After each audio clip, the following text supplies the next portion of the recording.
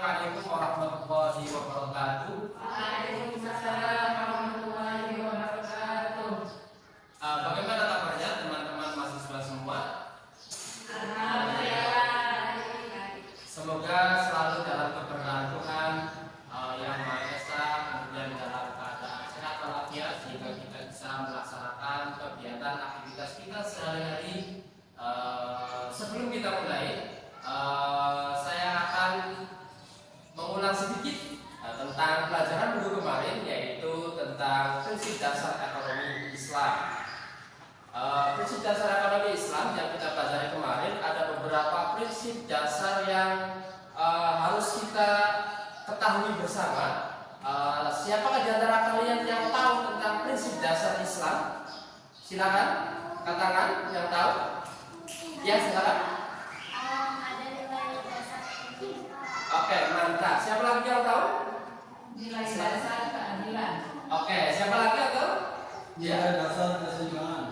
Oke, mantap. Saya kira prinsip dasar ekonomi Islam yang kemarin kita bahas akan kita lanjutkan pada pembahasan pada siang hari ini. Tapi sebelum kita mulai, kita akan absen dulu ya, sebelum kita mulai.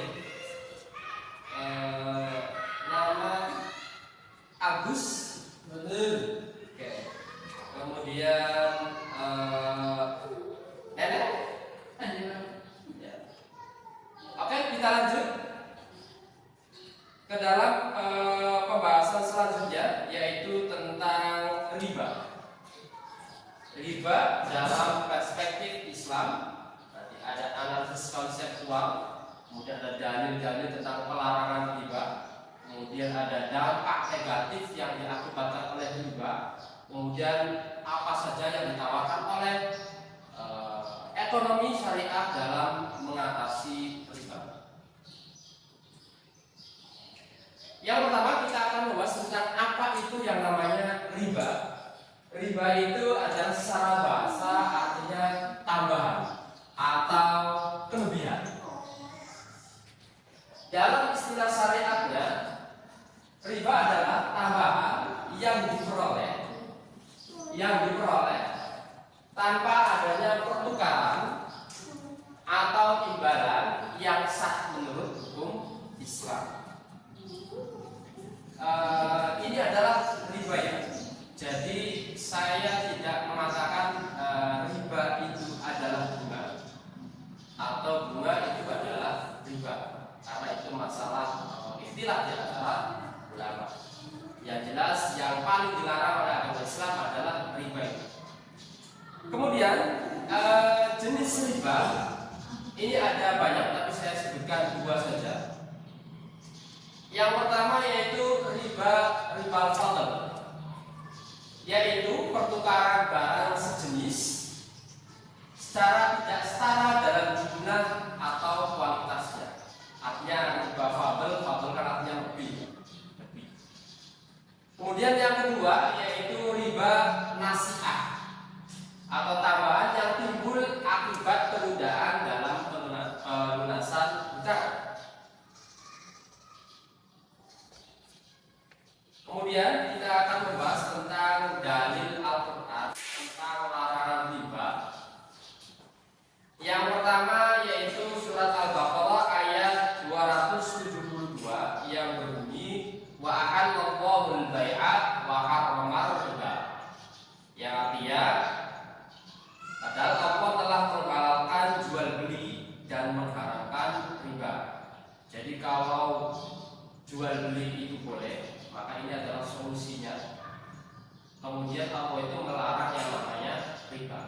Artinya kalau jual beli itu yang enak dua pihak. Yang beli enak, yang jual juga dapat untung.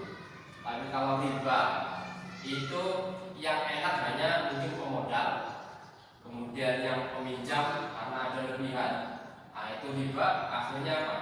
Akhirnya nggak enak. Jadi yang enak hanya satu pihak. Oke, dalil selanjutnya yaitu surat Al-Baqarah ayat 276 selanjutnya, yaitu yang haqqu riba wa yurbis sadaqah wallahu la yuhibbu kulla kafarin asim. Yang artinya Allah menghilangkan keberkahan dari riba dan menyuburkan yang namanya sedekah. Allah tidak menyukai setiap orang yang sangat kufur lagi bergelimang dosa. Jadi ini perbandingannya antara sedekah dengan riba. Riba itu Allah akan menghilangkan keberkahannya, kalau sedekah justru akan menyuburkannya atau melipat gandakan dari keuntungan. Kemudian larangan selanjutnya dari hadis Nabi, yaitu la'ana Rasulullah sallallahu alaihi wasallam akila riba wa mukilahu wa katibahu wa syahidaihi wa qalahu sawa. Yang artinya Rasulullah mengutuk orang yang makan harta riba.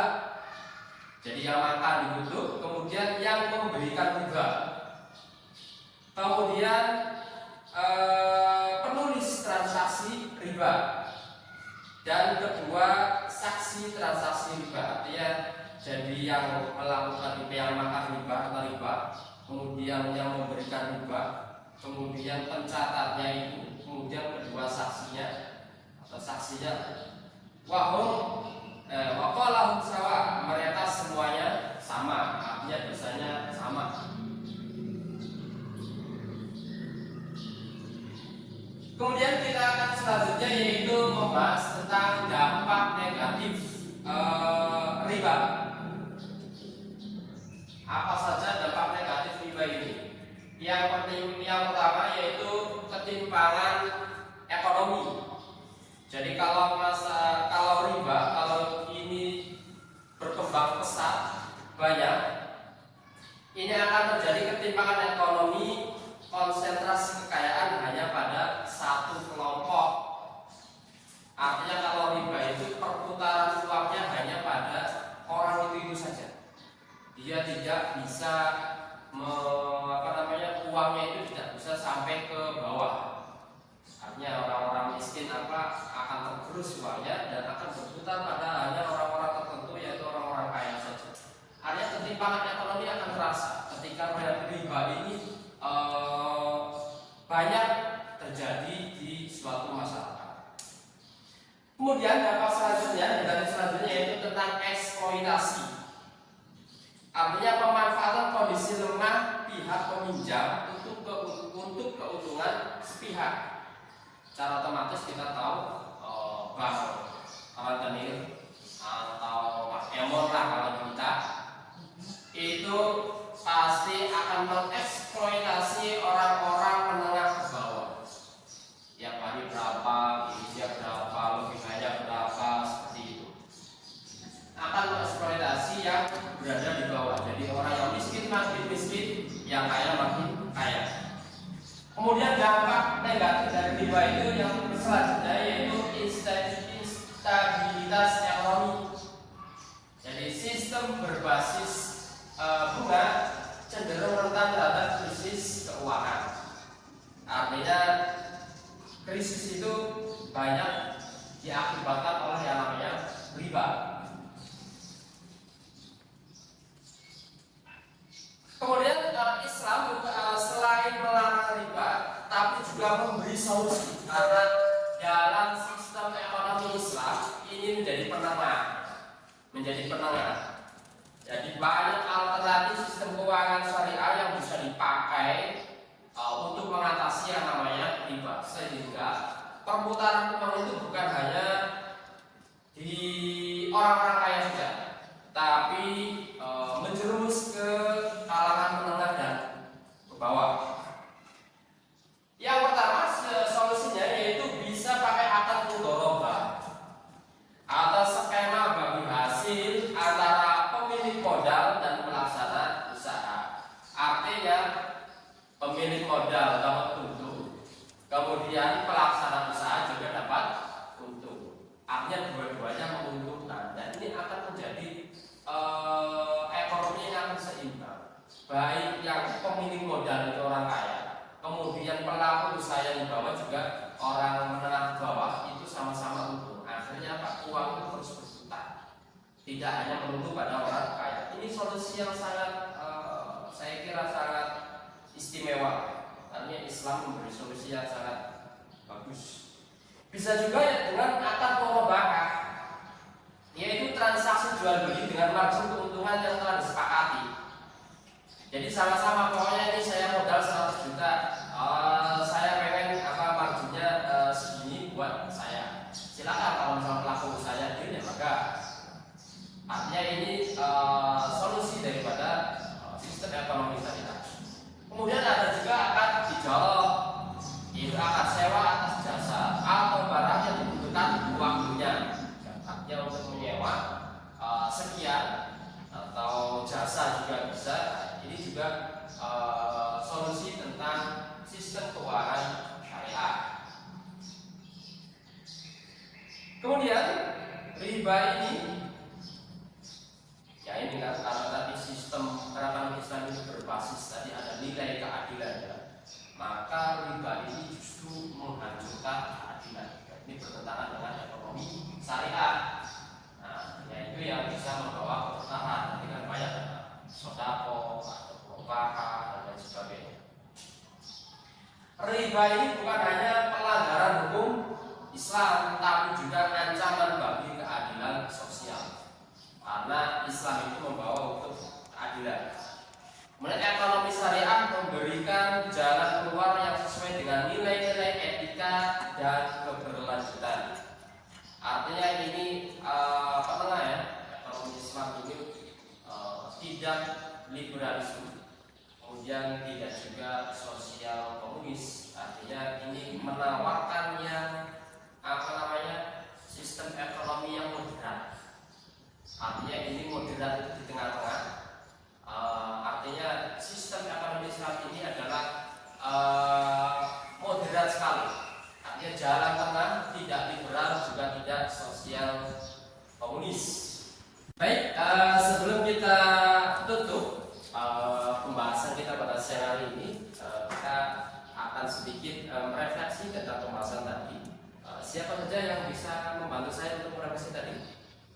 Ya, silakan. Baik, jadi riba ini menurut bahasa artinya tambahan ya atau kelebihan. Kemudian sedangkan untuk istilah yang namanya riba ini tambahan yang diperoleh tanpa adanya pertukaran atau imbalan yang sah menurut hukum Islam. Oke, sah. Kemudian siapa lagi yang bisa diambil dari pembahasan pada siang hari ini? Ya, silakan. Tapi dari paparan materi tadi, saya akan sedikit menyimpulkan bahwa riba itu hukumnya haram karena dampaknya sangat luar biasa, merusak sekali dalam perekonomian umat. Keuntungan atau uang itu akan terserap oleh pemilik modal yang menjaga itu dan sebagai masyarakat kecil dan menjaga tanah didikan juga akan merusak. Oke, sebentar. Sebelum kita mungkin pembahasan kita selesai ya pada siang ini, nanti silakan jawab soal-soalnya yang akan saya kirimkan bebaskan di grup form. Kemudian selamat berjumpa kembali pada pertemuan selanjutnya. Wabillahi taufiq wal hidayah. Wassalamualaikum warahmatullahi wabarakatuh. Waalaikumsalam.